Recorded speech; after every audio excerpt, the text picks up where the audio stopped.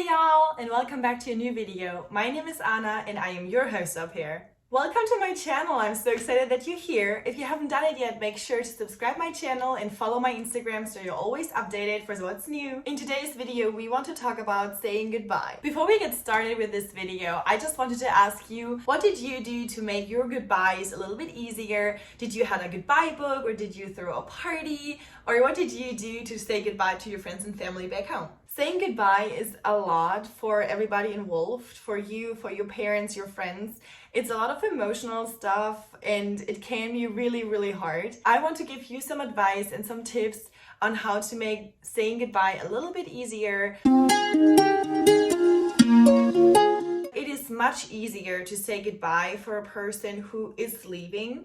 Your life is gonna change so much.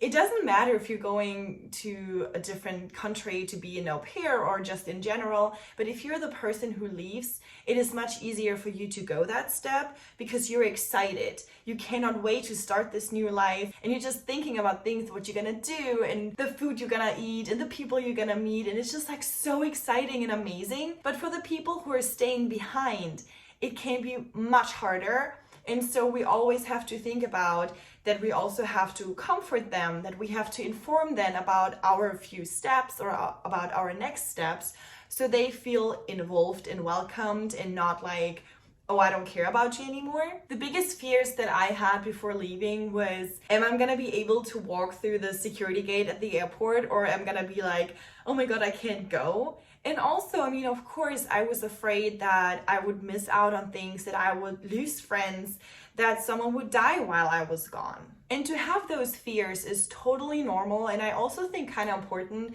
because that shows you that you had a great home base and friends that you don't want to like leave or like lose. So what really helped me was to communicate those feelings, that I talked to my family and friends about it and that they understood where I was coming from, that I left them for a reason, for my personal life, for my personal growth, for a dream that I had and wanted to accomplish, and not because I don't want to be there or because we're fighting or something. And let me tell you, some people do think that. Some people are maybe afraid that you're leaving just because of an impulse.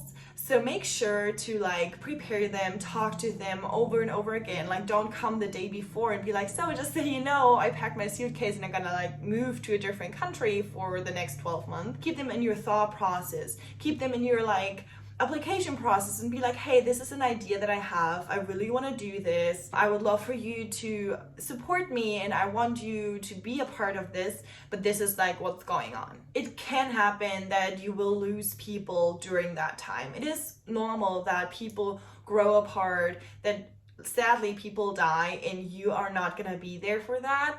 And that is also okay, but you have to keep that in mind. I honestly have to say I lost a lot of connections during my time.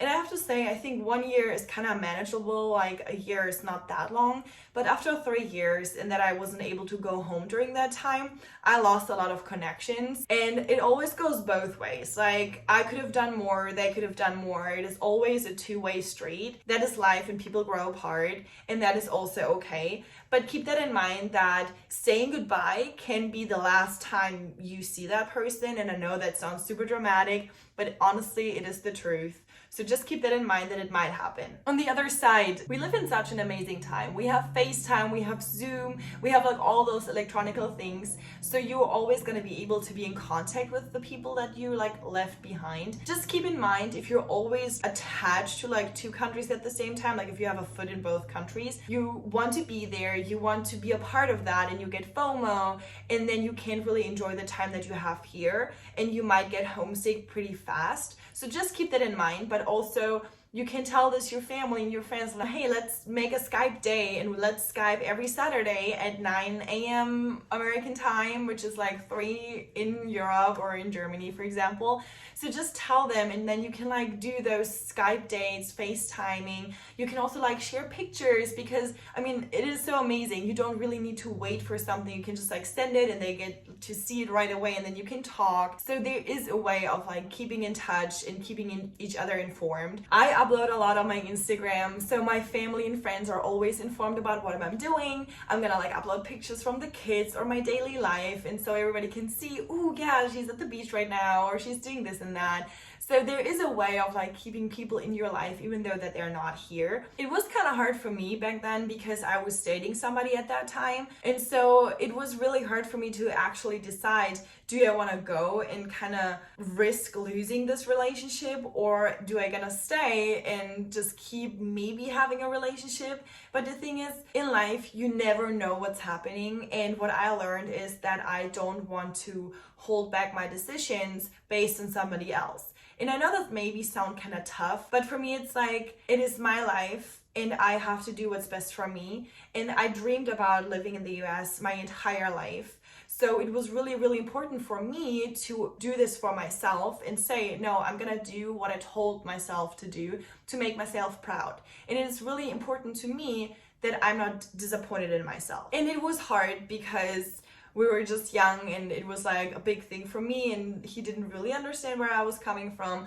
And that is okay. Not everybody has to be on the same page with you. And that's gonna might happen to you too, that your parents gonna say, I don't really think that's a good idea, or I don't think you should do that. And that is okay. People are allowed to have their own opinion on that. People are allowed to also share those opinions. But at the end of the day, it is your life and you have to decide what you think it's best for yourself. And as I said in my videos earlier, the worst thing that could happen is that you move here and you don't like it, or you're just like not finding yourself here, and then you move back home. So there's no reason for you to say, no, I'm not gonna go because my boyfriend or my parents think that is not a good idea. Of course, you should listen to their advice and say, hey, I really appreciate your thoughts and I appreciate that you're worried about me, but I really want to do this. And then just go for it and do it. And as I said earlier, it is normal that people grow apart, and not everybody will be a part of your journey until the end. And that's okay too. But as long as you're like true to yourself, as long as you're supporting yourself and you're your biggest fan, it doesn't matter what everybody else thinks. But I still had this fear that I wouldn't be able to go through those security doors just because I was freaking out. I didn't know what expected me. I didn't know, like, I couldn't see myself in a place. And sometimes, I don't know if you know this, but if you like were at a place before and you were like, know that you go back there and you can see yourself at this certain place, then you're excited. But I've never been to South Carolina. I've never been in this situation. So I was like, I don't know if I'm gonna be able to walk through those security doors, but I did it. And I'm here since 3 years, so oopsie. Another thing what helped me and also my friends and family was a goodbye book. I made a goodbye book just for everybody to like write in. It's kind of like those friend books that you had like in kindergarten and middle school. And I kind of like did this myself. You can also order them online. I'm gonna put you the link down here or in the description box down below. So I basically made a book, and in the beginning I wrote like a little letter for every person who's gonna like read this book about like, hey guys, I'm moving to the US for 13 months. And then I wrote something about my host family, like I showed them where I'm gonna live. I printed out the letter from my host parents. I printed out some pictures so everybody could see how my host family is gonna look like and the city that I'm living in, and just like some like, you know, informations. And then I wrote a page what the people actually should do with this book. I just asked everybody to like write down a favorite memory that they had with me, and then they put like pictures in it and texts and just like different stuff. And so I gave them like to all of my friends and family. And then when I was in the airplane, I read it. And I have to say, it was so hard for me when they gave me that book back that I didn't look at it, because I was so curious what the people like favorite memory was with me, or like what they think about me. And honestly, it kind of feels amazing when you get a book full of stuff and they just like tell you how much you're loved and how much they appreciate you. And that it's just a nice feeling and just like so kind and nice to see what people like think about you. And I also had the idea that I'm gonna do this now when I move back to Europe, that my American friends are gonna write something in it. So to continue this book with great memories with all of my friends. So yeah, I might gonna do that. And then I had a huge goodbye party. I invited everybody that I knew, my entire family and friends, and just everybody who was involved in my life. I had like this huge German-American party, and we rented like a huge room and had food. Everybody brought something and we ordered food, and I was like wearing a nice dress. And then we just had a giant party. My parents were singing songs for me, and all of my friends were like preparing something to just say goodbye to me. But it was so so nice.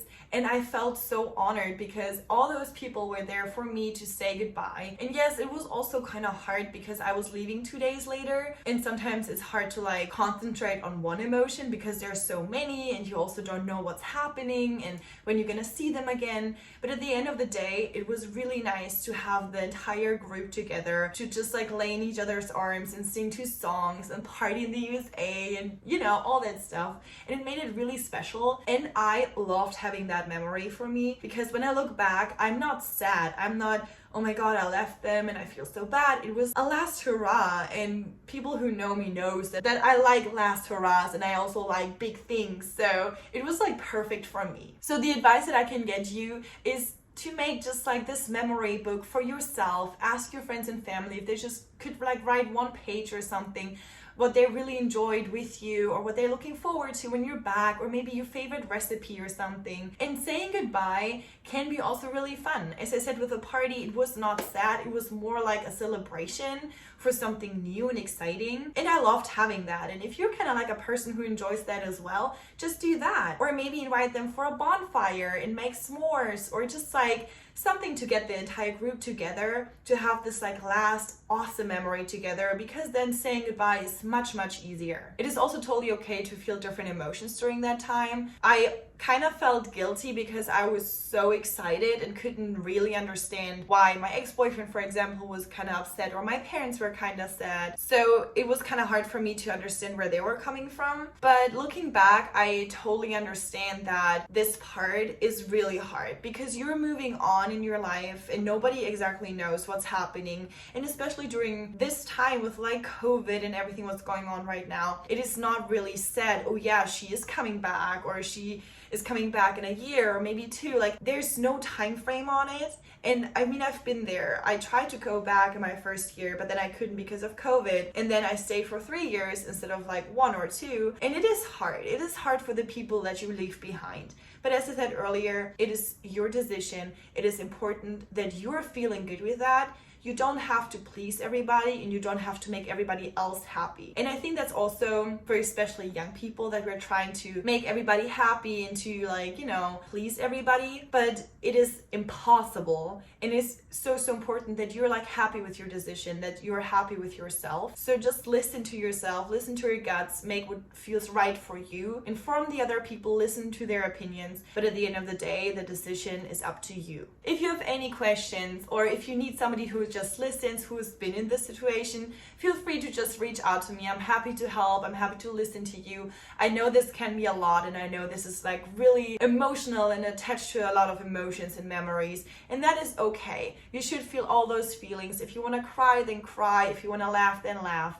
Just feel all of your emotions. And as I said, I am here for you. I am your host up here. Also, if you have made the jump back to your old life, let me know if you have any tips or what helped you to move back, because that's kind of like my fear. The thing is, for me, it was really easy to move from Europe to the United States because I was excited. I didn't know what was like going on. It was a totally different life. But now moving back into your old life, but as a different person, because I made personal growth and I'm like not different as a person, but I just have a different mindset and I just grew up. So I'm kind of nervous on how it is to like move back. So if you have any advice for me that I also can give other au pairs when I made that big jump, it will definitely include a party or something, because as I said earlier, I like big hurrahs and big gestures.